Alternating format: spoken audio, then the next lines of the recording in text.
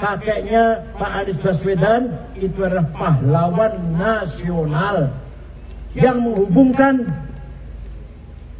pergi ke Timur Tengah mencari dukungan kepada Indonesia, pergi ke Palestina ketemu dengan Mufti Palestina Amin Al-Husaini, pergi ke Mesir, pergi ke Saudi, itu kakeknya Pak Anies Baswedan, mencari dukungan kemerdekaan Indonesia tanggal 17 Agustus 1945. Oleh karena itu, mari kita berjuang, mari kita semangat, mari kita menangkan. Siap? Siap? Menang itu wajib. Ayo. Kalah itu dosa. Syukur. Jangan sampai Barzanji hilang dari Indonesia. Jangan sampai Deba Simtud-Duror Burdah hilang dari bumi pertiwi. Mari kita pertahankan baca Barzanji, sholawat, dan seterusnya. Siap? Syaratnya supaya itu langgeng, lestari, Deba sampai ila yaumil qiyamah, Barzanji sampai hari kiamat selalu dibaca. Syaratnya Pak Anies dan Pak Muhaimin menang. Paham tidak? Warahmatullahi wabarakatuh.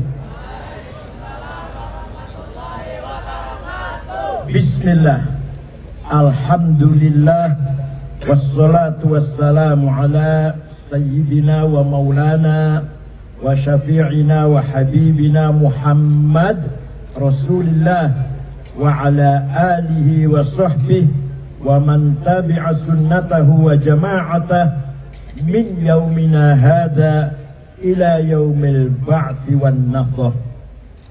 Ashab al-fadilah, حضرات المحترمين، سادة العلماء، أصحاب المعاهد، أصحاب الطرق الصوفية المعتبر النهضية، المكرم Profesor Dr.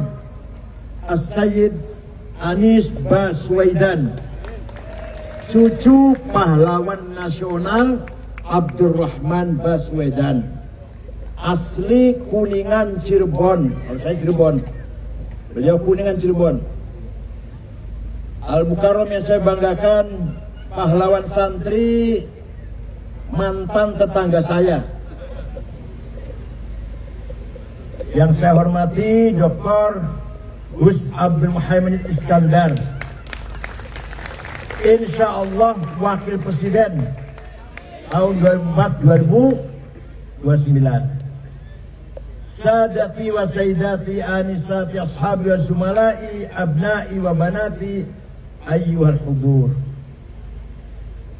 Alhamdulillah, malam hari ini saya bersama-sama bapak-bapak, ibu-ibu, anak-anak santri merayakan Hari Santri Nasional yang ke-9. Ringkas cerita, Indonesia diproklamirkan merdeka tanggal 17 Agustus 1945. Baru 1,5 bulan ada berita bahwa tentara Inggris namanya NICA, Netherlands Indies Civil Administration, dipimpin oleh Brigjen Malabi, mau datang ke Indonesia yang tujuannya akan memulangkan tentara-tentara Belanda yang ada di dalam penjara, yang dipenjara oleh Jepang. Jadi masih banyak tentara Belanda di dalam penjara yang dipenjara oleh Jepang. Ternyata membawa senjata berat, membawa pesawat tempur, alat perang berat. Maka Presiden Bung Karno, Wakil Presiden Muhammad Hatta, Jenderal Sudirman berunding, gimana ini? Dilawan, kita lawan. Yang lawan siapa? Tentara. Waduh, tentara masih capek, baru istirahat 1,5 bulan. Sulit untuk dikerahkan lagi untuk melawan peperangan lagi. Terus gimana? Dikeroyok saja, intifadah bahasa Arabnya. Ya apa? Intifadah. Kerahkan rakyat dengan apa adanya senjata, mau ketepel, mau kayu, mau bata, mau batu, namanya intifadah namanya. Bukan perang, bukan. Kalau perang harus seimbang, ini enggak seimbang. Oke, itu baik, pemikiran sangat baik. Tapi yang bisa mengerahkan rakyat agar melakukan intifadah, yang didengar oleh rakyat perintahnya agar melakukan intifadah, siapa? Setelah dipikir, tidak ada lain adalah Hadratus Syekh Kiai Haji Hasyim Asy'ari. Maka Bung Karno, Pak Hatta, Jenderal Sudirman mengutus orang menghadap Hadratus Syekh Kiai Haji Hasyim Asy'ari di Tebuireng, Jombang. Saya diutus oleh Presiden, Wakil Presiden. Wala tahinu wala tahzanu wa antumul a'launa in kuntum mu'minin. Kamu jangan kalah, kamu jangan rendah, kamu harus a'laun, di atas, menang kalau betul-betul kamu beriman. Jadi menang itu wajib, kalah itu dosa. Menang itu kalah dosa. Awas kalau kalah. Wala tahinu, jangan rendah diri, jangan minder, jangan kalah. Wala tahzanu, jangan sedih, jangan pusing, jangan sumpah. Wa antumul a'lau, kamu ada di atas. In kuntum mu'minin, kalau benar-benar kamu orang yang beriman. Maka sekali lagi, social capital, kekayaan masyarakat harus kita manage, harus kita bimbing agar kita menjadi wa antumul a'laun. Jadi apa? Menang itu wajib, kalah itu alhamdulillah paham, alhamdulillah paham. Yang kedua, kita ini kaya dengan as-sarawatil thaqafiyah wal hadariyah. Kita kaya dengan modal kultur, modal tradisi, modal adat istiadat yang kita warisi dari leluhur kita. Kita punya kitab kuning, orang lain tidak punya kitab kuning. Kita punya kitab tanpa pesantren, tanpa para santri, kitab kuning akan dibuang ke tong sampah. Tapi yang memelihara kitab kuning, yaitu hasil dari istilahnya para ulama, Sapinah, Sulam, Fathul Qorib, Fathul Mu'in, Fathul Wahab, Muhadzab, Majmu', Mahalli 40 jilid, Majmu' 24 jilid. Siapa yang memelihara itu? Para santri. Seandainya tidak ada santri, kitab kuning itu jadi kertas gombal, jadi sampah itu.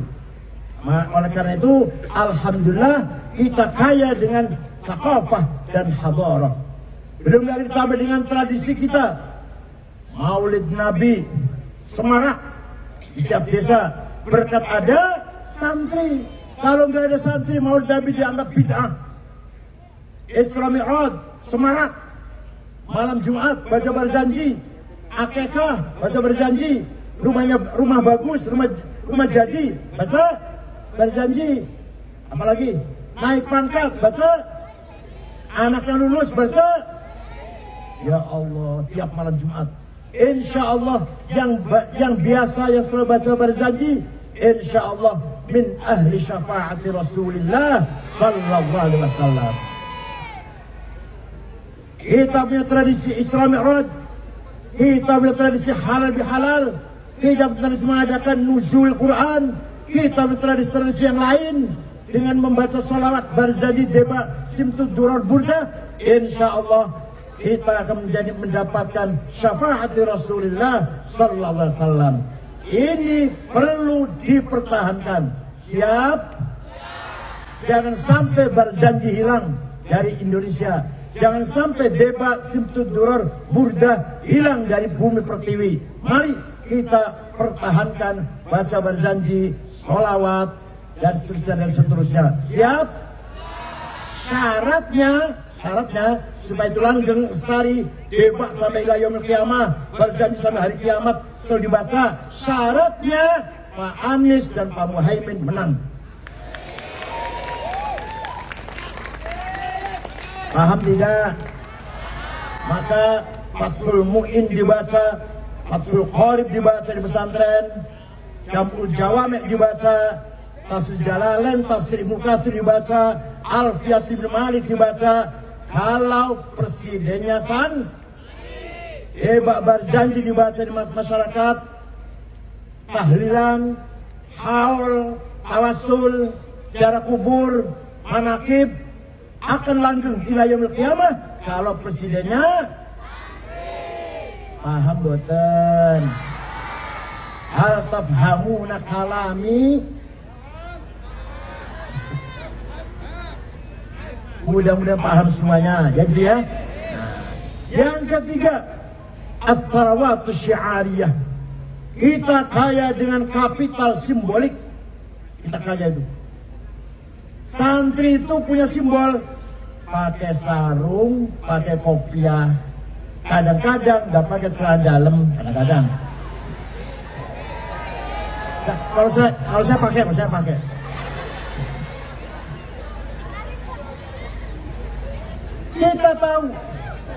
Kita semua tahu, kopiah itu nggak mempengaruhi apa-apa. Sholat pakai kopiah dengan yang tidak pakai kopiah tidak ada nilainya kalau tidak khusyuk. Paham tidak? Sholat pakai sarung, yang satu pakai celana. Kalau yang pakai sarung tidak khusyuk, yang celana khusyuk, mana yang baik? Tapi walaupun itu sekedar simbol, harus kita pertahankan. Santri harus pakai kopiah dan pakai sarung kalau sholat. Paham tidak? Itu kekayaan simbol. Cium tangan kiai, cium tangan orang tua, cium tangan habaib, itu simbol para santri. Betul tidak? Silahkan Anda mondok di luar negeri, tapi pulang tetap berbudaya Indonesia. Silakan sekolah di Arab, silakan sekolah di Amerika. Pak Anies Amerika nih, Pak Anies nih, sekolah Amerika ini. Makanya bukan Wahabi, bukan sekolah Amerika. Aklaniyin, nasionalis. Sekolah di Amerika silakan sekolah di Eropa silakan, di Arab silakan. Saya 13 tahun di Arab, 13 tahun. Pulang bawa anak 4. Pak Quraish Shihab 14 tahun. Pak Abdul Munawar 14 tahun. Pulang bawa yang tak banyak tak sedikit ilmu yang saya bawa, bukan bawa budaya. Budaya kita Indonesia yang paling unggul daripada budaya-budaya asing. Paham betul? Itu namanya as-salawatus syiariyah, kapital simbolik kapital. Paham ya? Tinggal yang belum punya kita ini, itu kekayaan kita. Apa tadi? Nomor satu tadi sosial. Warganya banyak santri ini.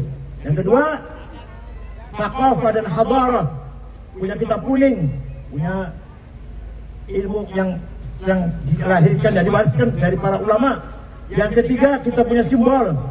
Yang keempat, yang masih jauh dari yang kita harapkan, as-tarawatul maliyah, kekayaan finansial. Kita masih rata-rata mustahiqin, belum muzakin, insyaallah. Rata-rata apa? Wal yakhshal ladina law taraku min khalfihim dzurriyyatan bi'afan khafu 'alaihim falyattaqullaha wal yaqulu qawlan sadida. Apa artinya? Jangan sampai kamu orang mukmin mati meninggalkan anak cucu yang melarat. Dzurriyyatan bi'afan. Orang mukmin, orang santri terutama, kalau mati harus meninggalkan harta yang diwarisi oleh anaknya sehingga anak keturunannya sejahtera. Paham tidak? Walaqad katabna fi zaburi min ba'di dzikr annal arda yarithuha ibadiyas salihun. Saya wajibkan, saya tetapkan bahwa kekayaan alam ini, emas, berlian, minyak, gas, nikel, batu bara, boksit, mening, biji besi, tembaga, saya tetapkan untuk siapa itu? untuk hamba-hambaku yang soleh. Paham tidak? Allah mewajibkan kita kaya. Allah mewajibkan kita. Jadi kaya itu wajib, melarat itu. Alhamdulillah paham, alhamdulillah paham. Kaya itu, melarat itu.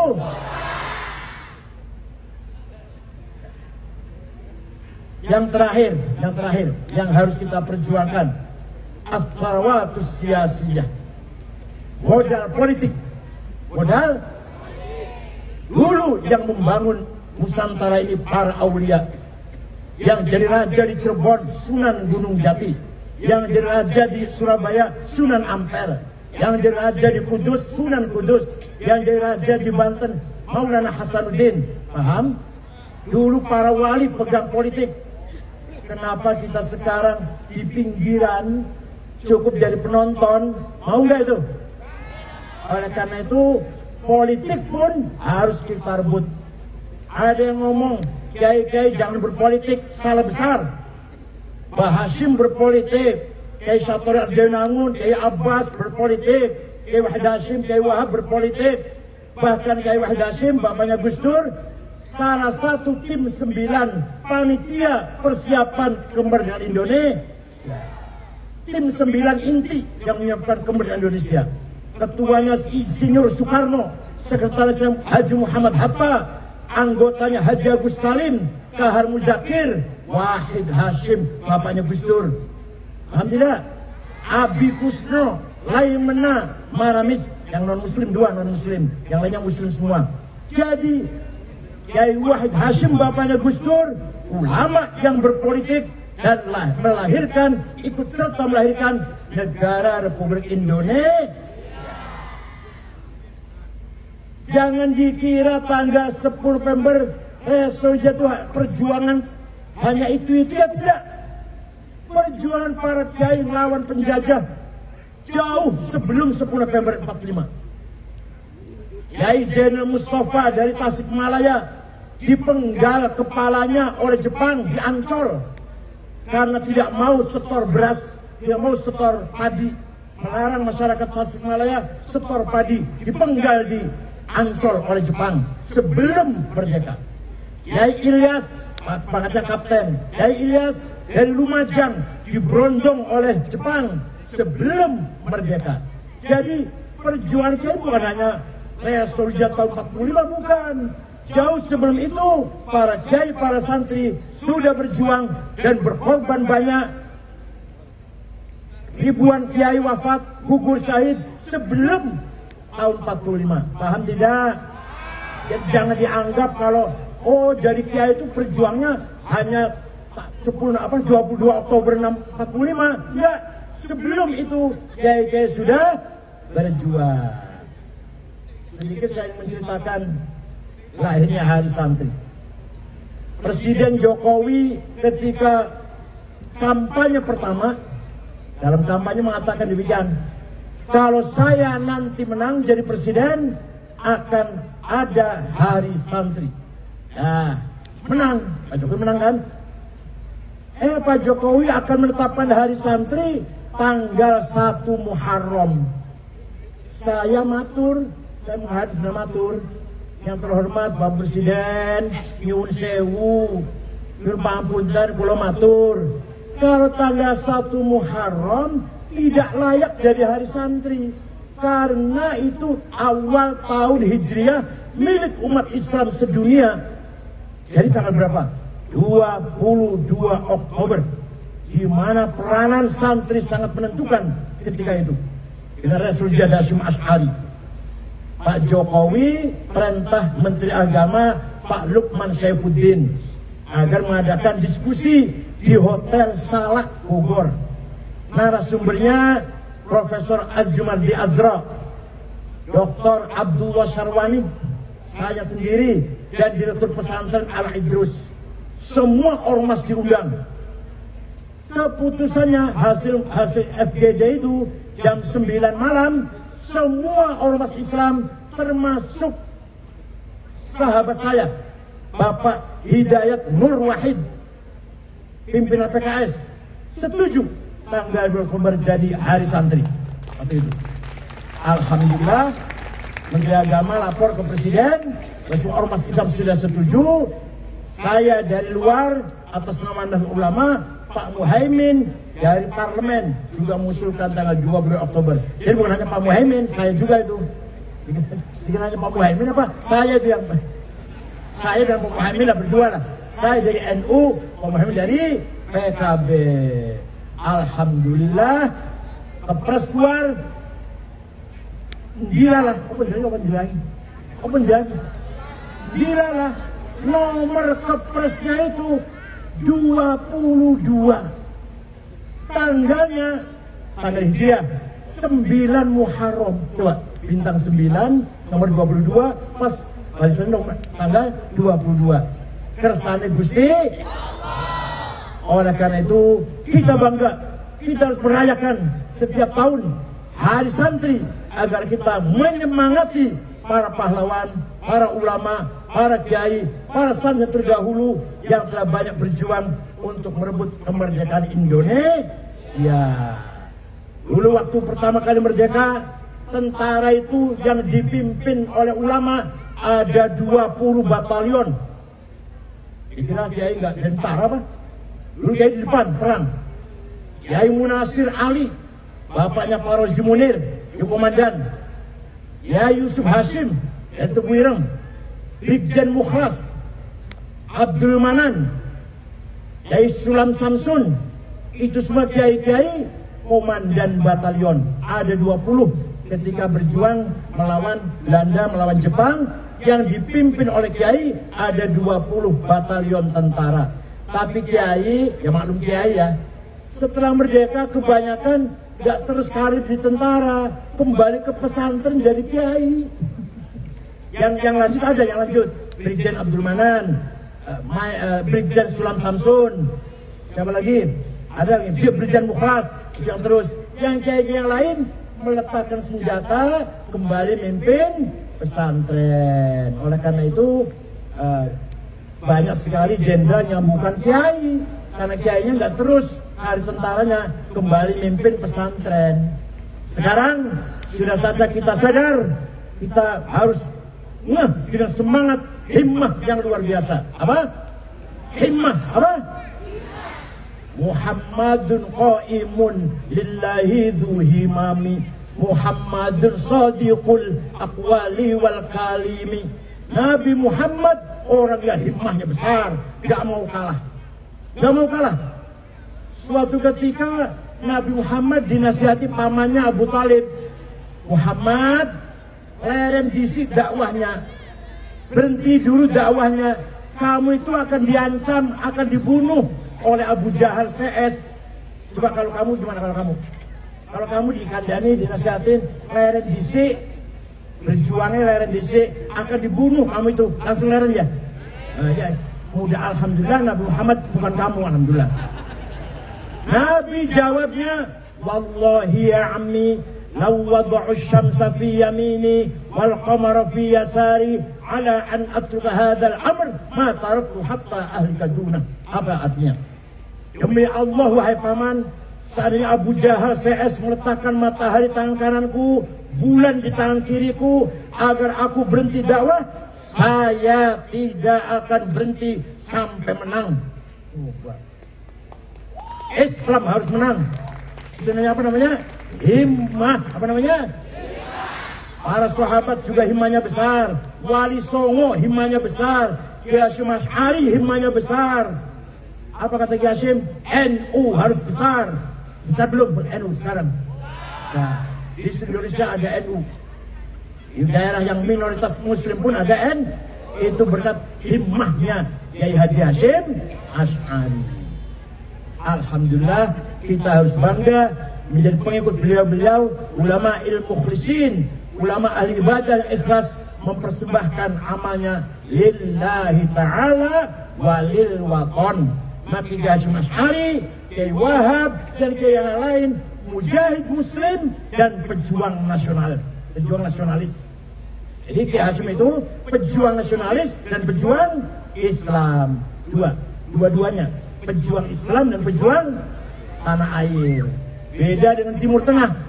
Di Timur Tengah yang nasionalis tidak berjuang Islam, yang berjuang Islam tidak nasionalis.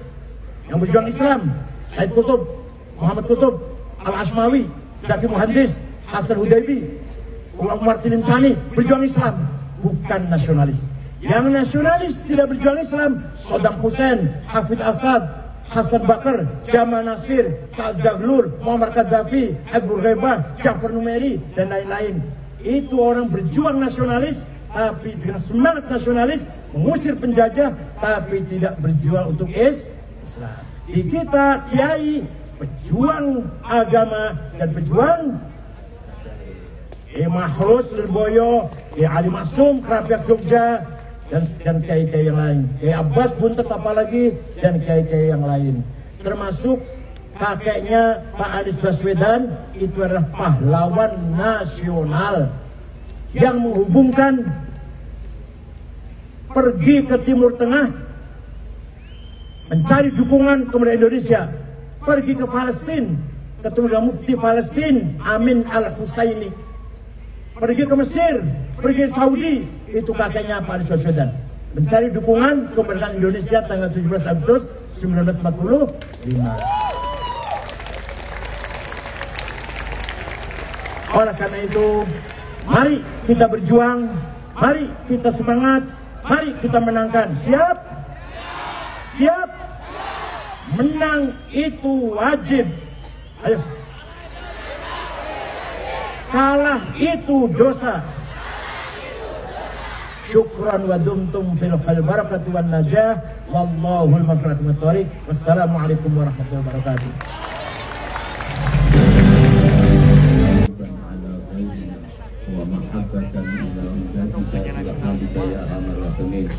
Mari bareng-bareng membaca surat Idza jaa nasrullahi wal fathu wa ra'aitan nasa yadkhuluna fi dinillahi afwajan fasabbih bihamdi rabbika wastaghfir innahu kana tawwaba.